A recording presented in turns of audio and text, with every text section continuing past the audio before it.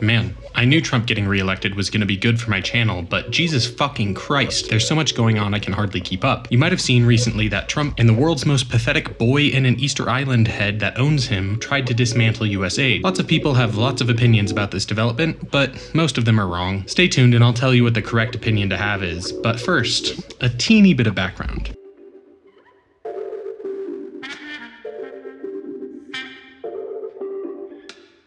Hello and welcome to Simply Radical, your personal ticket to understandable radical left-wing theory. If you're new to the channel, welcome.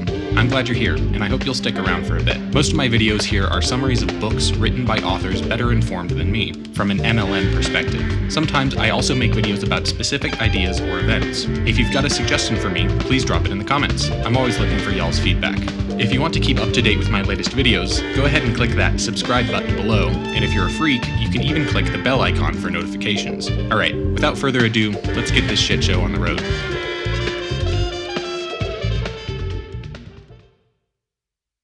USAID, or the United States Agency for International Development, is an agency of the US government that is tasked with distributing aid and development assistance in other parts of the world. Of course, because it is 1, almost entirely funded by the US government, and 2, a literal part of the US government, you should already expect that it does not at all do what it claims to do, and in fact, first and foremost serves the imperial interests of the capitalist vampires that run the US government. Its primary mission is to interfere in the politics of other countries for the benefit of the US and the billionaires that own it. Here's a smattering of citations for you if you don't believe it. USAID set up a Twitter clone in Cuba that was designed to foment unrest against the current government. USAID funneled tens of millions of dollars to Mobutu in the Congo, who overthrew the popular anti-capitalist Lumumba government, and also committed mass atrocities all over the Congo and ruled it as a personal dictator. USAID was also pivotal in the support of the fascist dictatorships in Taiwan, occupied Korea, and the Philippines, among many, many others. Sure, it does also provide some places with food and medical supplies and so on, but those are always either contingent on the US getting something, like access to rare earth minerals, or designed to keep a country's economy dependent on the US in the first place. All of this global empire sounds right up the fascist Republican Party's alley though, right? Why are they getting rid of it? Well,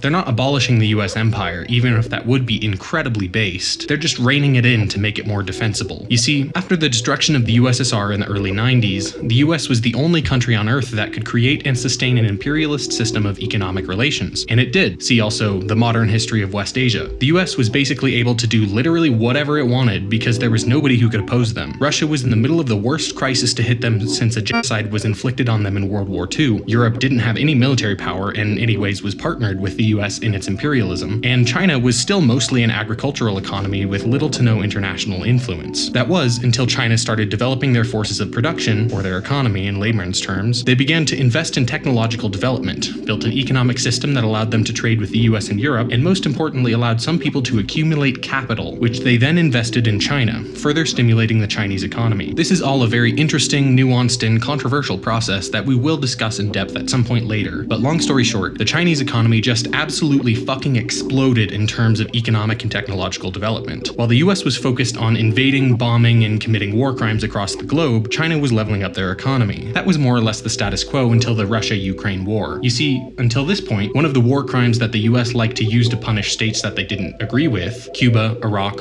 Iran, Libya, Syria, and then of course Russia, was sanctions, or basically cutting off trade to them. This is a war crime because it is collective punishment for the sins of the state apparatus and the comparatively few people involved in said state apparatus. And because the US was the center of the global economy, it was very effective. Most of the states on that list saw their economies devastated when they were inflicted, often immediately before the government was overthrown by some right-wing extremist group that had ties to the US government, often through USAID. I'm sure you can see where I'm going with this now. When Russia invaded Ukraine in 2022, the US and Europe immediately slapped sanctions on Russia, which very much negatively affected their economy, but it didn't destroy it like it did with previous victims of US aggression. Russia was able to pivot their economy away from the US and Europe and towards Asia, most importantly China. Since then, their economy has recovered and is even showing signs of prospering. Of course, this strengthened Russia-China relations a whole lot, and they've been collaborating deeply not only individually but also through the BRICS bloc, a bloc of economies that are beginning to emerge out from under the thumb of US domination. Much of this is due to the fact that China's economy in the intervening decades continued to grow at a ridiculous pace, and it has now reached the point that it is a peer economy of the US. In some measures,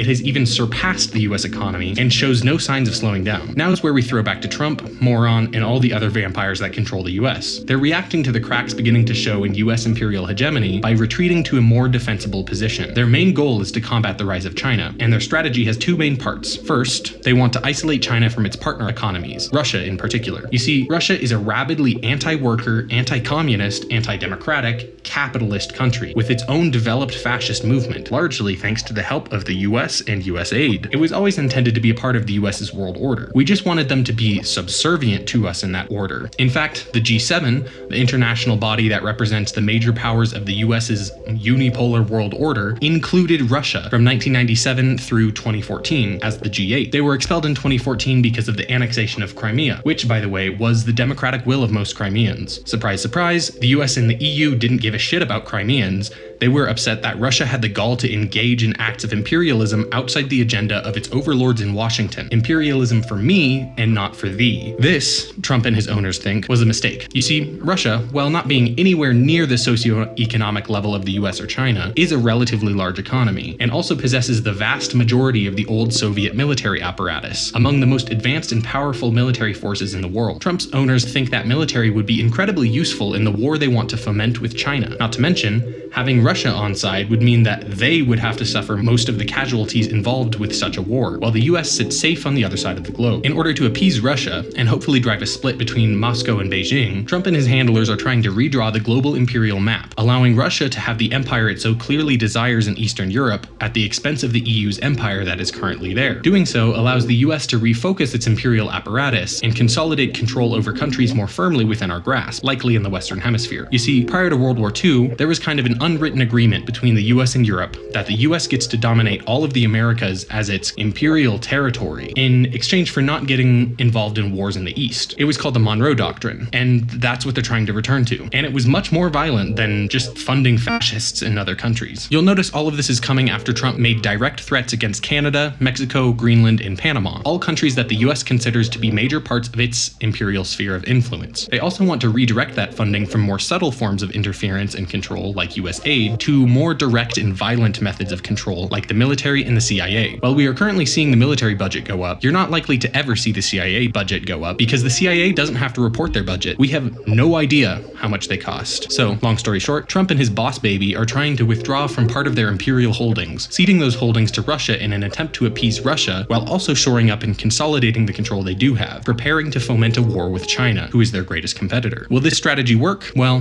that remains to be seen. If I had to bet, I don't think it will. We've already betrayed Russia several times only in the last 30 years, so they have absolutely no reason to trust us. The Russian and Chinese economies are very intertwined and actually incredibly complementary. Russia's economy is mostly natural resources like oil and lumber, along with military hardware, while China's is mostly manufactured goods and high tech. All of those factories in China sure do buy a lot of Russian oil and other natural resources, and Russians in turn buy a lot of Chinese tech. The US has plenty of oil and natural resources itself, and its consumption economy is falling apart thanks to worsening class conditions. All this without mentioning that the Chinese economy has posted growth twice the size of the US's economy consistently for the past 30 years, while the US economy is teetering on the edge of collapse. The choice to me seems obvious, but it's really not a one or the other scenario. If I were Putin, I would play the US and China off of one another, capitalizing on my position between them to benefit myself and my country, all while the US has no choice but to play along, giving the Russians whatever they want in the hopes that they pick us over China. As this plays out, the US will become an even more violent, repressive, and destructive force in the Western Hemisphere, breeding anti-American sentiment even faster than we already have, and pushing them towards China. Unlike in other previous eras of the US imperial domination of Latin America, though, the US will not be able to dominate the economies of the countries that they repress. And so, regardless of how violent the US is towards them, they will continue to develop with the economic partnership of China and the rest of the world until they can resist US domination on their own. It won't be long before the US has no more neo-colonies to exploit and is forced to bring that exploitation back home. home. The reason that many Americans have such cushy lives compared to the rest of the world is because of the structure of capitalist imperialism. Basically,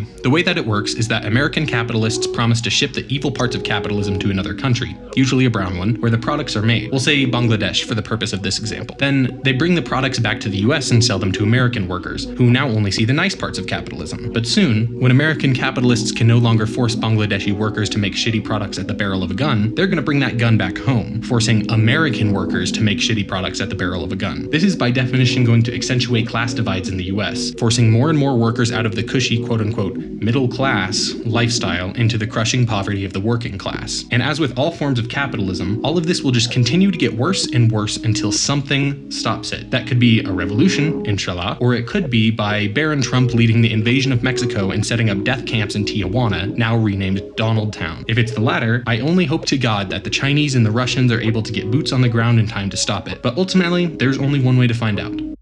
If you're new to this, let me know how I did. Does this make any sense at all, or are you more confused than you were before? If you're old to this, let me know what you think I missed, and leave your reading recommendations in the comments.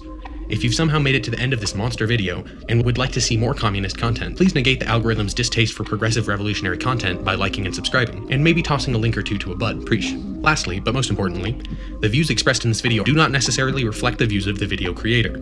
It has been made solely for educational and entertainment purposes, and the creator does not make any representation or warranties with respect to the accuracy, applicability, fitness, or completeness of the content within. Please don't hurt me.